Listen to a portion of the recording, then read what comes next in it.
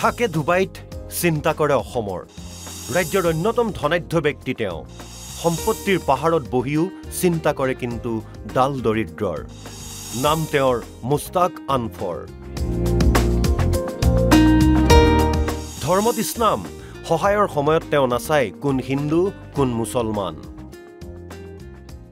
এই অসমৰ ছোৱালী মই এটাই কথা কম মোৰ জীৱনত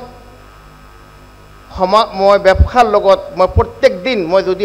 অসমত নেথাকোঁ ডুবাই থাকোঁ 4 ঘণ্টা মই অসমৰ জাতি ধৰ্ম বৰ্ণ নিৰ্বিশেষে চবক সেৱা কৰি থাকোঁ মই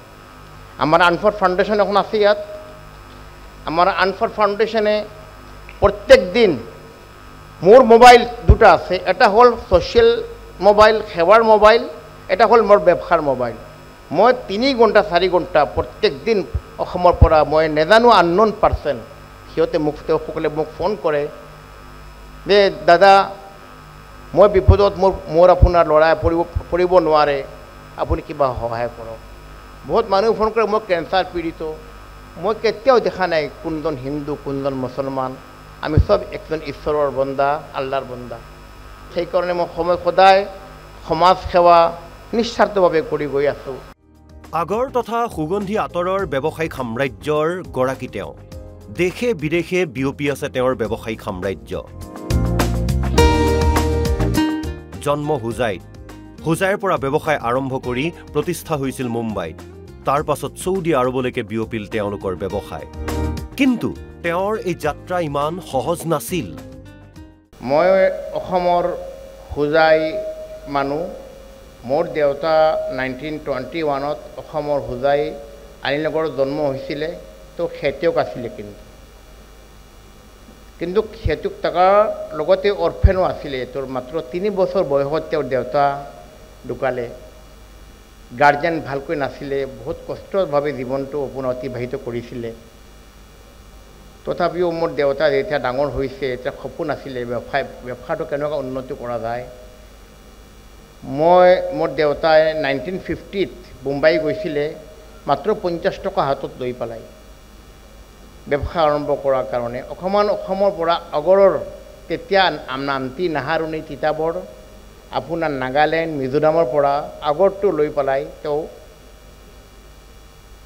মুম্বাই গৈছিলে লাহে লাহে মুম্বাইত 1960ত আমাৰ এখন ঘৰ হ'ল অফিচ হ'ল ইয়াৰ পৰা আমাৰ ব্যৱসায়ৰ যাত্ৰা আৰম্ভ হ'ল মোৰ দেউতাই বহুত কষ্ট কৰিছে দেউতাক মাকে ব্যৱসায় আগবঢ়াই নিছিল ব্যৱসায় সমান্তৰালকৈ কৰি গৈছিল সমাজ সেৱা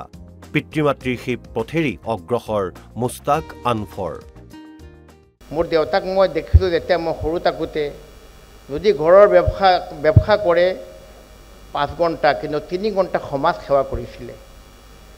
সেই মোৰ মাকো মই দেখিলোঁ এনেকুৱা মা আৰু দেউতাৰ লগত ব্যৱসায় বাণিজ্যত জড়িত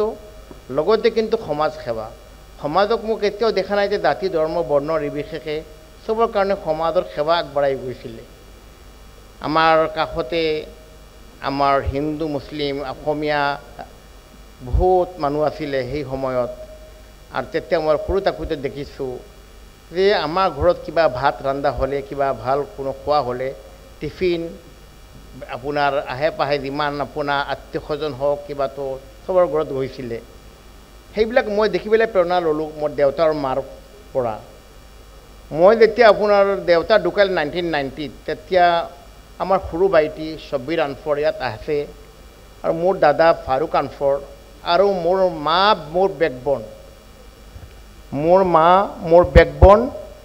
মোৰ ব্যৱসায় নাজানা এতিয়া নাজানো মোৰ বয়সটো 22 ইয়াৰ্ছ আছিলে মোৰ মায়ে ব্যৱসায় অসমত কৰি অসমৰ পৰা আগৰ কিনি মোৰ মায়ে মুম্বাই লৈ যায় মোক প্ৰেৰণা দিয়ে মোক শান্তি দিয়ে বাবা চিন্তা নকৰিবা মা তোমাৰ লগত আছোঁ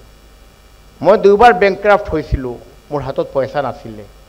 1993 কথা কৈ আছোঁ মই কিন্তু মোৰ মায়ে অসমৰ পৰা আগৰ কিনি আত্তৰ কিনি মোৰ মায়ে মোক আপোনাৰ সহায় কৰিছিলে আৰু মোক এনকাৰেজ কৰিছিলে তুমি চিন্তা নকৰিবা বাবা মাৰ দুৱা তোমাৰ লগত আছে মই সঁচাকৈ দেখোঁ যে মা দেউতাৰ দুৱা থাকিলে যে মানুহ সফল হয় এইটো আপোনাৰ মোৰ প্ৰমাণ মোৰ মায়ে ৰাতি দিন কান্দি আমাৰ ভাইসকলৰ কাৰণে দোৱা কৰিছিলে উদ্যোগপতি মুস্তাক আনফৰলৈ এনবি নিউজৰ অসম বিভূষণ সন্মান NB নিউজৰ বৰ্ষপূৰ্তিত প্ৰদান কৰা হয় অসম বিভূষণ সন্মান NB নিউজক ধন্যবাদ আৰু কৃতজ্ঞতা উদ্যোগপতিগৰাকীৰ তেওঁৰ সমগ্ৰ পৰিয়াল জড়িত ব্যৱসায় আৰু সমাজ সেৱা আনফৰ ফাউণ্ডেশ্যনৰ যোগেদি কৰি আহিছে সমাজ সেৱা দৰিদ্ৰ ৰোগাক্ৰান্ত লোকক কৰি আহিছে সহায় ৭০খন দেশত বিয়পি আছে আনফৰৰ ব্যৱসায় নিউয়ৰ্কৰ টাইম স্কোৱাৰত আনফৰৰ কোম্পানীয়ে দিয়ে বিজ্ঞাপন মই ডুবাই গৈছিলোঁ আমাৰ সৰু ভাইটি ছবিৰ আনফৰ ডুবাই গৈছিলে ইয়াত যোৱাৰ পিছত আমি দেখিছোঁ আমি কেনেকুৱা ব্যৱসায়টো কৰিব পাৰোঁ তেতিয়া আমি নিজে ব্ৰেণ্ডটো আমাৰ ব্যৱসায়টো আছিলে অনলি হ'লচেল ব্যৱসায় তেতিয়া আমি ব্ৰেণ্ডিং কৰিছিলোঁ আজিলৈকে আমাৰ মোৰ দেন 8টা ব্ৰেণ্ড আছে আনফৰ পাৰফিউম আনফৰ গ্ৰুপ অফ কোম্পানী ব্ৰেণ্ড এই ব্ৰেণ্ডটো মোৰ দেন 70 কাণ্ট্ৰিজত চলি আছে মোৰ 3টা ল'ৰা আছে আৰু মোৰ ভাতিজাসকল আছে চবে ব্যৱসায় কৰি আছে মোৰ ছোৱালী মোৰ মাৰ পৰা প্ৰেৰণা ল'লে মোৰ ছোৱালী ফাতিমা আনফৰ তাই আপোনাৰ আজি নিউয়ৰ্কৰ পৰা কালি আহিলে তাইও নিজৰ ব্ৰেণ্ড আছে তাই ব্ৰেণ্ডিং কৰে আৰু নিজে মই দেখিলোঁ পৰহি টাইম স্কোৱাৰত নিউয়ৰ্কত তাইৰ এটা বৰ্ড তাইৰ প্ৰডাক্টৰ নাম মই তাইক ফোন কৰোঁ বাবা তোমাৰ ইমান পইচা খৰচ কৰিলা বাবা মই তাই ইমান কষ্ট কৰি আছোঁ মই প্ৰডাক্টটো মানুহে নলয় মই দেখিলোঁ চিন্তা কৰিলোঁ মই কি কৰিলে ভাল হ'ব